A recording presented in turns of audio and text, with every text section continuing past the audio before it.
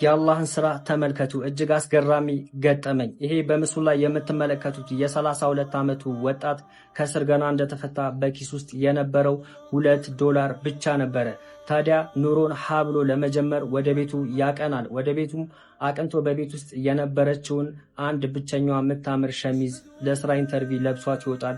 ወደ ኢንተርቪውም በባስ ተሳፍሮ መጓዝ ይጀምራል። በጉዞ ላይ ሳለ መስኮቱን ከፍቶ ወደ ውጭ እየተመለከተ በሚሄድበት ሰዓት ላይ ከላይ በምስሉ ላይ የምትመለከቱትን የመኪና አደጋ ይመለከታል። ታዲያ ወራጅ አለ ሲል አላቆምልህም ቢሉትም ከመኪናው ከባሱ ዘሎ ወርዶ ወደ መኪናው ወደዚህ የተገለበጠው መኪና መሮጥ ይጀምራል። ቦታውም ላይ ደረሰ።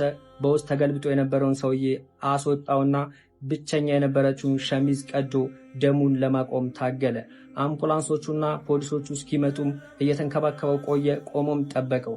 ታዲያ በመጨረሻም አምቡላንሶቹና ፖሊሶቹ መጡ። የዚህ ሰው ታሪክ ግን በሚያስገርም ሁኔታ በማህበራዊ ሚዲያ ላይ ተለቀቀ። ታዲያ በዚህ ሰውዬ ቸርነትና በዚህ ሰው ታሪክ የተገረመ ሁሉ ያለውን ለማካፈል አረ በሚገርም ሁኔታ በሶሻል ሚዲያ ብቻ $66,000 ተሰበሰበለት። እሱ ብቻ አይደለም፣ በአንዴ የ3 የስራ እድል ባለቤት ሆነ። የስራ እድሎችንም በብዛት ማግኘት ጀመረ። ሱብሃንአላህ።